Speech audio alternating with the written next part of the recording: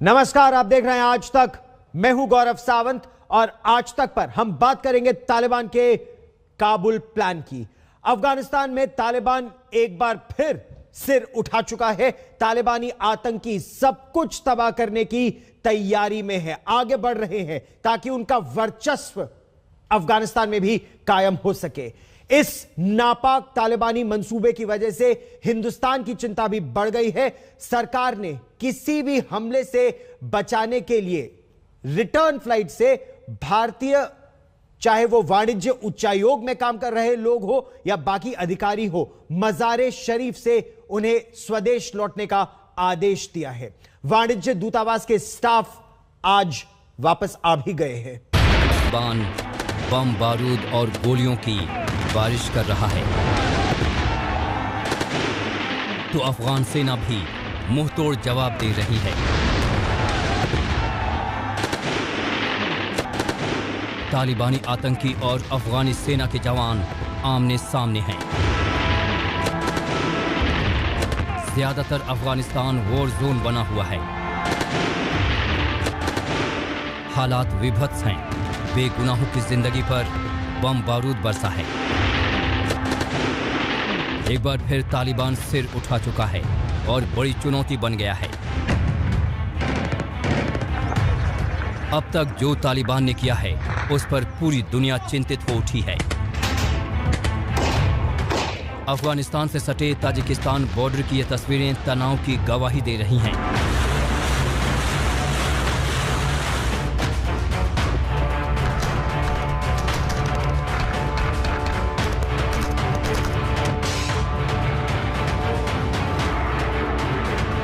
Tajikistan की जमीन पर ऐसा युद्धाभ्यास हाल के दिनों में कभी नहीं दिखा।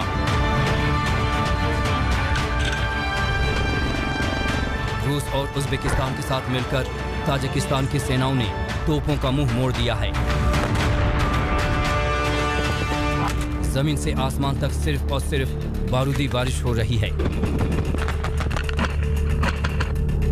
उत्तरी अफगानिस्तान से लगी सीमा पर ताजिकिस्तान तालिबानी एक्शन को लेकर चिंतित हैं।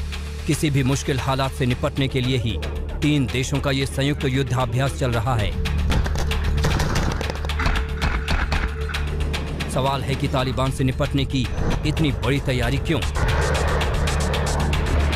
क्या अफगानिस्तान के लड़ाके काफी नहीं?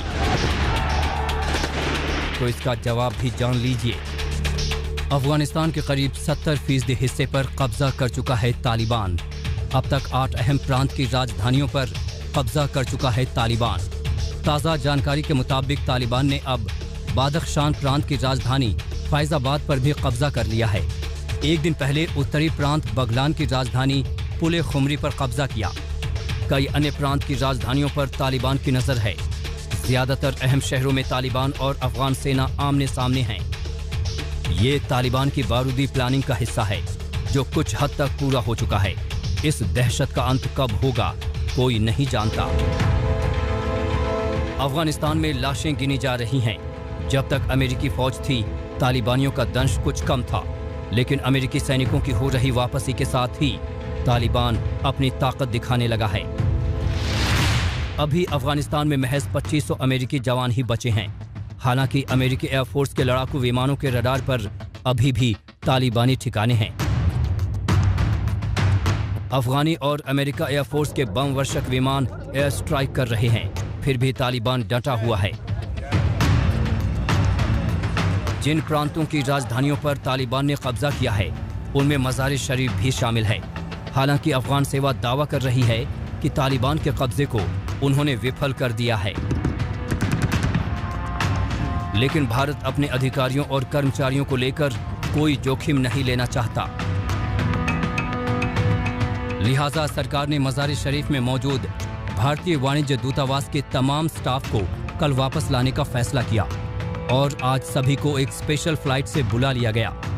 गाजियाबाद के हिंडन एयरबेस पर विशेष विमान वाणिज्य दूतावास के सभी अधिकारियों और कर्मचारियों को लेकर सुबह उतरा। तालिबान जिस तरीके से अफगानिस्तान के अलग अलग शहरों में कब्जा करता जा रहा है, वैसे में वहां रह रहे भारतीयों को वापस लाना केंद्र सरकार की बड़ी जिम्मेदारी बनती जा रही है। और यही वजह है कि आज विशेष विमान के जरिए मजार शरीफ के कॉन्सुलेट में रह रहे अधिकारियों को भारत लाया गया है। इससे पहले जुलाई के महीने में ऐसे ही कंधार से कई अधिकारियों और सुरक्षा अधिकारियों को अफगानिस्तान से भारत लाया गया था। उधर भारतीय दूतावास ने अफगानिस्तान के अलग अलग प्रांतों में फंसे भारतीयों के लिए बाकायदा एडवाइजरी जारी की है। लोगों से कहा गया है कि वो अफगानिस्तान के अलग अलग इलाकों से जाने वाली कमर्शियल फ्लाइट्स पर भी नजर रखें और तुरंत भारत लौटने की कोशिश करें। सभी भारतीयों को सलाह दी गई है कि वो दूतावास की वेबसाइट पर खुद को तुरंत रजिस्टर करें। अफगानिस्तान में तालिबान के बढ़ते कदम भारत के लिए बहुत ही बड़ा चिंता का विषय बन चुका है।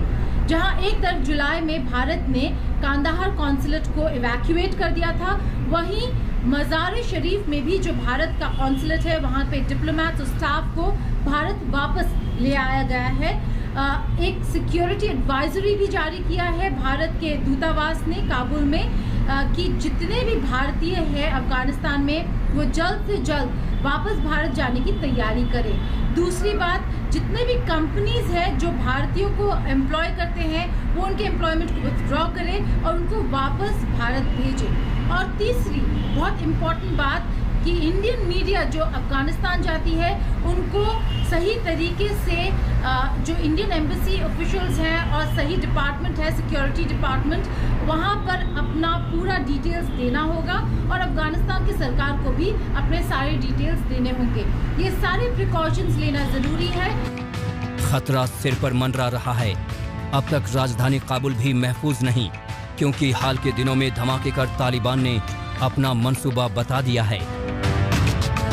अशरफ वानी और गीता मोहन के साथ ब्यूरो रिपोर्ट, आज तक। पूर्व अमेरिकी राष्ट्रपति बराक ओबामा ने ही अफगानिस्तान से फौज हटाने का ऐलान कर दिया था।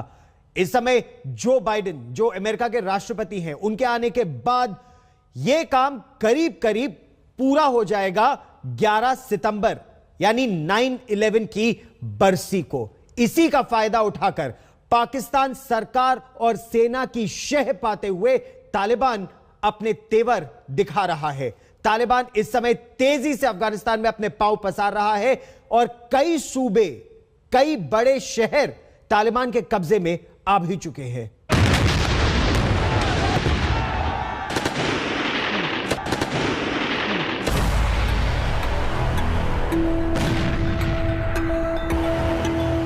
ये तालिबान के खिलाफ जारी जंग की एक झलक भर है। तालिबानी भी अपना वहशीपन दिखा रहे हैं। इसके बावजूद अमेरिका अपने फैसले पर अटल है।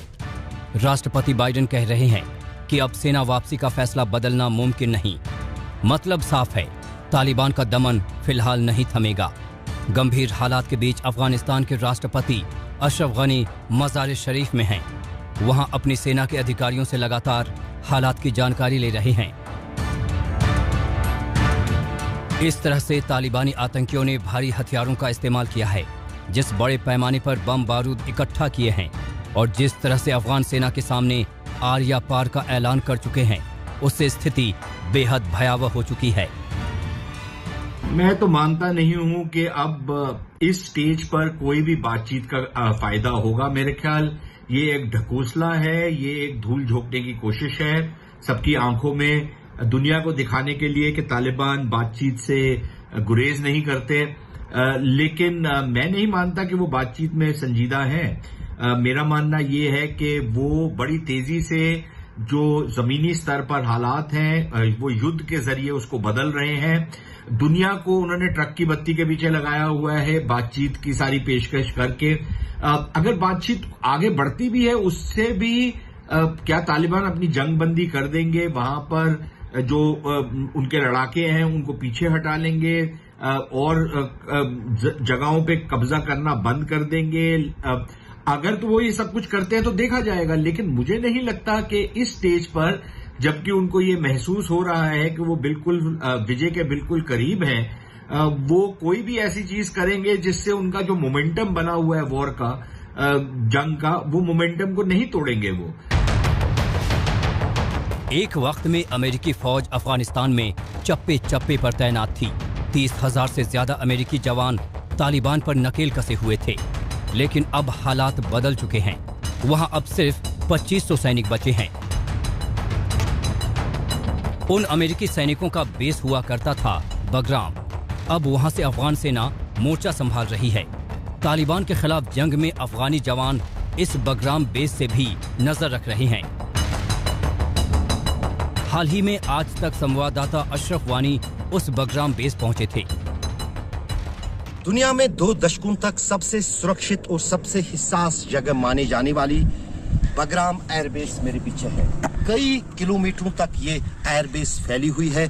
इसमें हवाई अड्डे हैं, इसमें हेलीपैड्स हैं, इसमें हजारों जो हैं बिल्डिंगें बनी हुई हैं, कुछ छोटी हैं कुछ बड़ी हैं। इसमें टेंट्स हैं, वहां पर हजारों की तादाद में वाहन भी हैं। लेकिन जो कुछ 1 जुलाई को हुआ उसका अंदाजा दुनिया में किसी ने नहीं लगाया था। 1 जुलाई की रात को बिना किसी को पूछे अमेरिकी सेना इस एयरबेस से निकलती है, किसी को कान खबर किए बिना, और 3 घंटे के बाद अफगान फौज को पता लगता है कि बगराम एयरबेस को अमेरिकी सेना ने खाली कर दिया है। तालिबान ने कंधार के अहम शहर स्पिन बोल्डक पर भी कब्जा कर लिया है। ये वो शहर है जो कारोबार के नजरिए से बेहद खास है। जरूरी सामान की सप्लाई यहीं से होती है। लेकिन हालात बदल चुके हैं। गंभीर स्थिति का अंदाजा इस बात से लगाया जा सकता है कि तालिबान काबुल पर कब्जे का मंसूबा पाले हुए है। लेकिन क्या ये मुमकिन है? आज तक संवाददाता अशरफ वानी ने तमाम जानकारी जुटाई और इस सवाल का जवाब जानने की कोशिश की। अफगानिस्तान की राजधानी काबुल पर कब्जे का मतलब है पूरा अफगानिस्तान पर कब्जा। यही कारण है कि तालिबान अब नई रणनीति के तहत उन सभी सड़कों और सप्लाई लाइन्स पर कब्जा जमाने की कोशिश में है जो अफगानिस्तान की राजधानी काबुल तक पहुंचती है, चाहे वो जलालाबाद काबुल रोड हो या फिर कंधार काबुल की सड़क। इन दोनों राजमार्गों पर जो है कई चेक पोस्ट्स पर तालिबान कब्जा तो कर चुका है, लेकिन फिलहाल शहर में घुसने में कामयाब नहीं हो रहा है। तालिबान की रणनीति जो है वो यही है कि जो राजमार्ग काबुल तक आते हैं उन पर वो कब्जा करके यहाँ की सप्लाई लाइन पर कंट्रोल करे, और सप्लाई लाइन को रोकने का मतलब है कि सीधे जो है आसान तरीके से राजधानी काबुल तालिबान के हाथ में आ जाएगी। सवाल है कि आखिर तालिबान को इतनी ताकत किसके बूते मिलती है? क्यों तालिबान आंकड़ों में 20 पड़ रहा है? किसके दम पर इन दिनों तालिबानी आतंक हावी है? अशरफ वानी और गीता मोहन के साथ ब्यूरो रिपोर्ट, आज तक।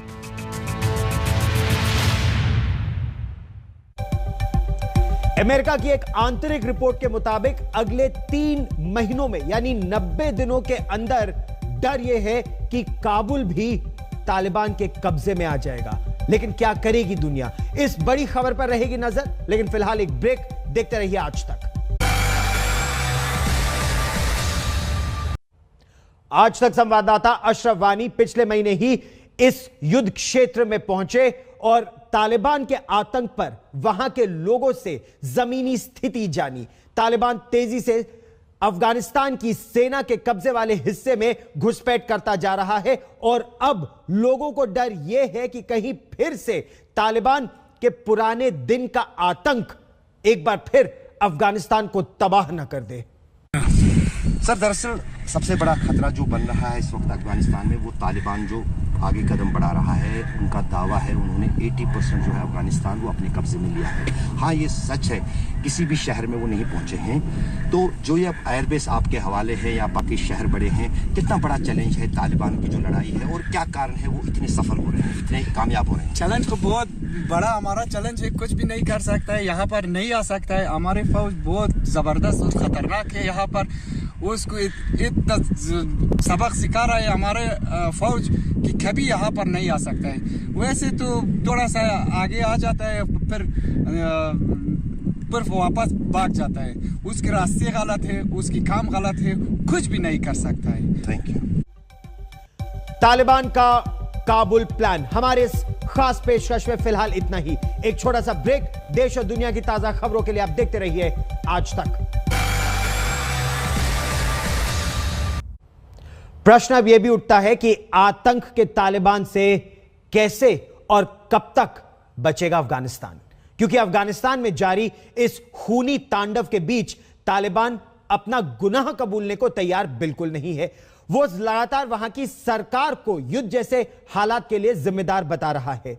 इस सब के बीच पाकिस्तान लगातार तालिबान को मदद दे रहा है और हर संभव मदद कर रहा है तालिबान की, साथ ही साथ उकसा रहा है तालिबान को।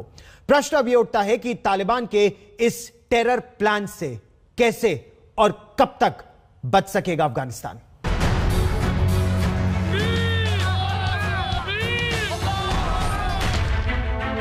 एक एक कर तालिबान अफगानिस्तान के प्रांतों पर कब्जा कर रहा है।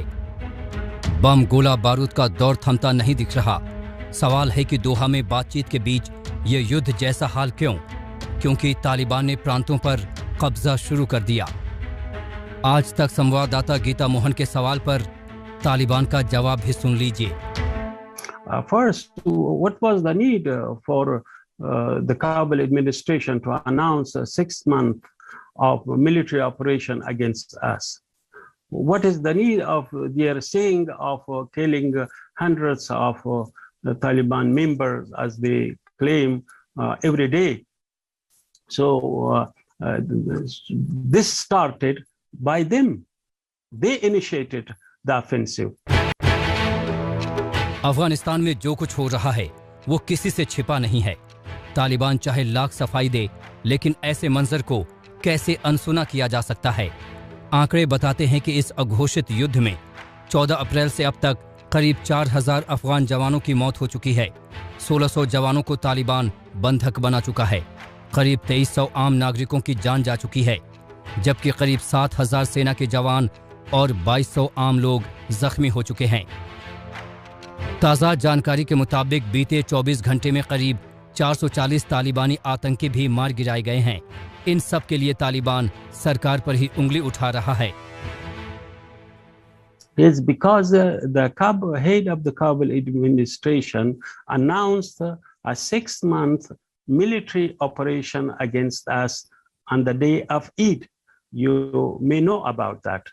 And after that, they started bombing our position, not only our position, but also they bombed hospital, clinics, schools, and markets of the common people. So it was our reaction.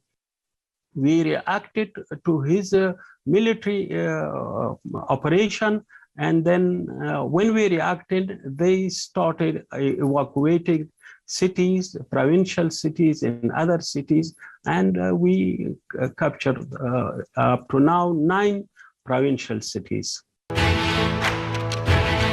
Afghanistan Taliban के आतंक से जूझ रहा है, लेकिन पाकिस्तान उस अशांति का आनंद ले रहा है। लगातार पाकिस्तान और उसकी खुफिया एजेंसी तालिबानियों की मदद में जुटी है।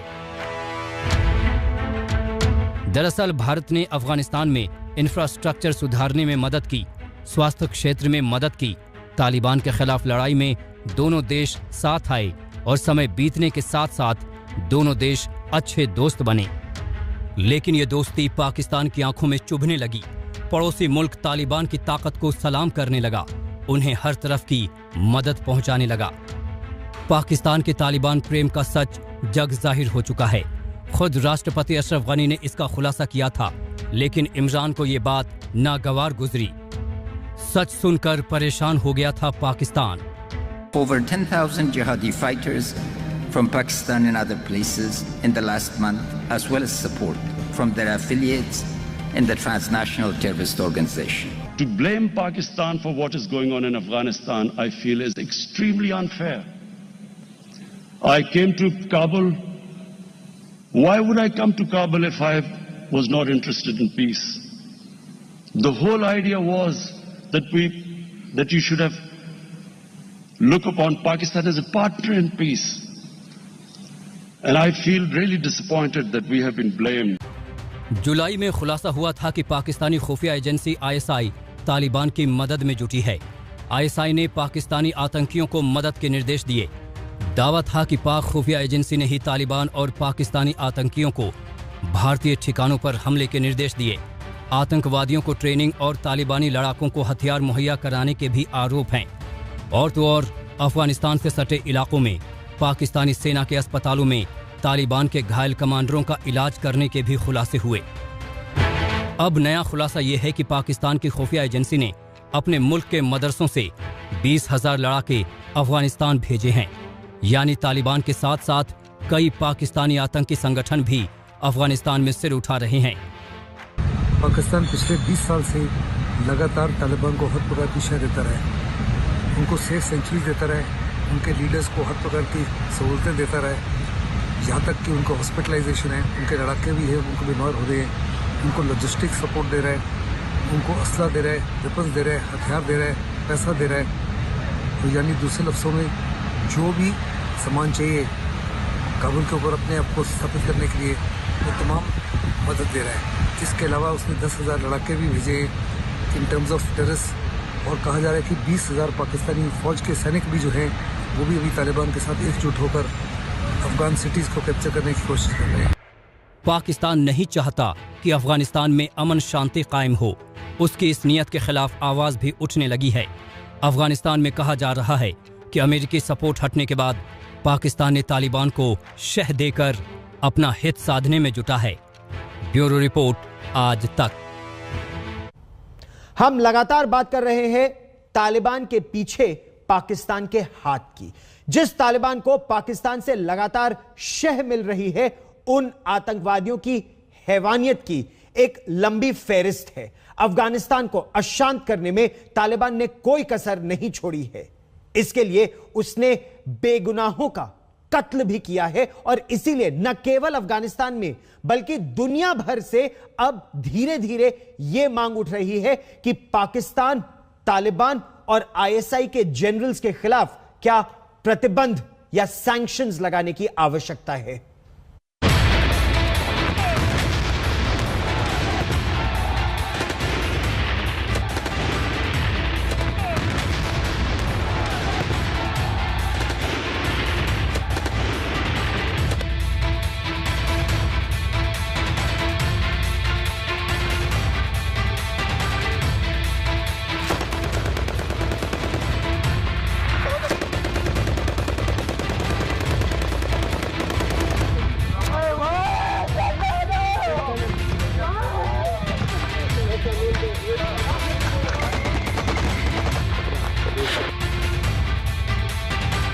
अफगान फौज के साथ आमने सामने की लड़ाई से एक तरफ तालिबान जहां लगातार अपनी ताकत बढ़ाता जा रहा है, वहीं शरिया कानून की आड़ में वो जब चाहे जहां चाहे बेगुनाहों की जान ले रहा है।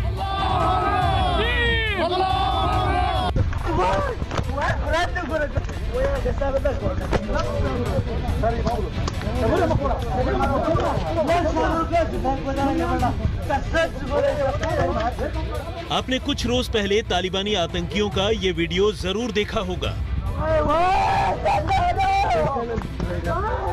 जिसमें 20 सिरफिरे दहशतगर्द एक नौजवान को सजा देने के नाम पर उसे संगसार कर रहे थे। पत्थरों से मार मार कर उसकी जान ले रहे थे।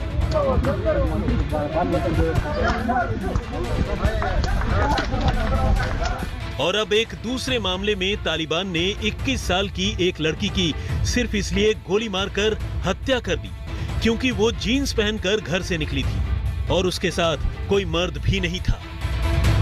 अफगानिस्तान के उत्तरी छोर पर मौजूद बल्ख प्रोविंस में हुई एक बेगुनाह लड़की के कत्ल की इस वारदात ने पूरी दुनिया को सन्नाटे में ला दिया है। खासकर अफगानिस्तान के आम लोग और महिलाएं बेहद डरी हुई हैं। लेकिन ये तो वो वारदात है जो लोगों की निगाहों में आ गई और जिसे तमाम पाबंदियों के बावजूद बेनकाब करने में मीडिया कामयाब रहा। हाल के दिनों में तालिबान ने अफगानिस्तान में जिस तरह चुन चुनकर अपने विरोधियों और तरक्की पसंद लोगों की जान ली है, वो बेहद भयानक है। और आने वाले दिनों में अफगानिस्तान में तालिबान का राज कैसा होने वाला है, उसकी झलक दिखाता है। सरकार के मीडिया और सूचना निदेशक का कत्ल।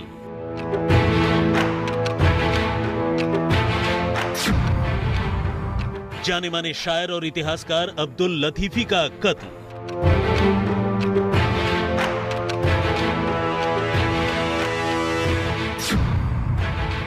कॉमेडियन नजर मोहम्मद की भी तालिबान ने ली थी जान।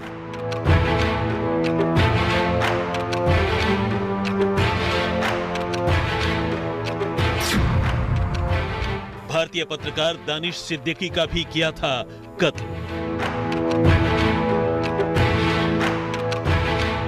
हालांकि तालिबान ने फिलहाल इन इल्जामों को खारिज कर दिया है, लेकिन किसी भी इल्जाम को खारिज करना और फिर उसे कबूल कर अपनी कामयाबी के तौर पर पेश करना इन दहशतगर्दों का पुराना शगल रहा है। फिर चाहे वो अफगानी कॉमेडियन नजर मोहम्मद का कत्ल हो या फिर भारतीय पत्रकार दानिश सिद्दीकी का कत्ल, तालिबान ने इन दोनों ही मामलों से पहले इनकार किया था, लेकिन बाद में उसने कबूल किया कि इनके पीछे उसी का हाथ था।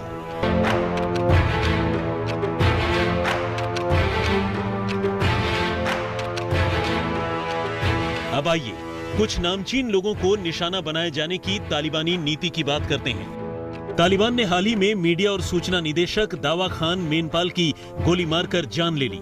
अफगानिस्तान सरकार के मीडिया और सूचना निदेशक दावा खान मेनपाल लगातार अफगान सरकार की बातों और स्टैंड को लेकर ट्वीट किया करते थे। दावा खान मेनपाल तालिबान को मिल रहे पाकिस्तानी शह को लेकर भी बहुत बेबाक थे, जिससे वो तालिबान की आंखों में किसी कांटे की तरह खटक रहे थे और आखिरकार आतंकियों ने मौका मिलते ही उनकी जान ले ली। हद तो यह है कि दावा खान के कत्ल के बाद तालिबानी प्रवक्ता जबीउल्लाह मुजाहिद ने पूरी बेशर्मी से कहा कि उसे उसकी करतूतों की सजा दी गई। इसी तरह तालिबान ने जाने माने शायर और इतिहासकार अब्दुल लतीफी की भी जान ली। लतीफी की हत्या आतंकियों ने उर्जगान के चोरा शहर में गोली मारकर की।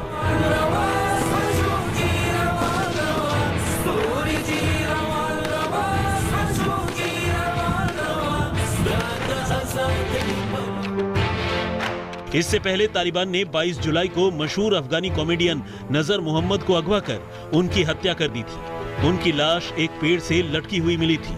नजर मोहम्मद के कत्ल से पहले तालिबान इनकार कर रहा था, लेकिन बाद में जब उनको अगवा किए जाने का तालिबानी आतंकियों का एक वीडियो सामने आ गया, तब तालिबान ने यह कबूल किया कि हां, उसके आतंकियों ने ही नजर मोहम्मद की हत्या की। तालिबान ने ठीक ऐसा ही भारतीय पत्रकार दानिश के कत्ल के मामले में भी किया था। आतंकियों ने उन्हें पहचान लेने के बाद तड़पा तड़पा कर उनकी जान ली।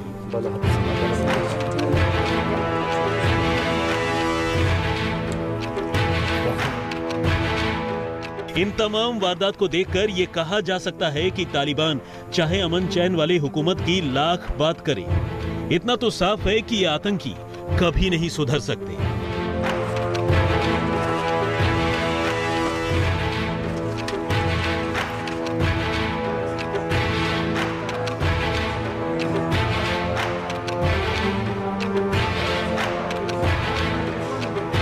आज तक ब्यूरो। एक छोटा सा ब्रेक, खबरें अभी और भी है, आप देखते रहिए आज तक।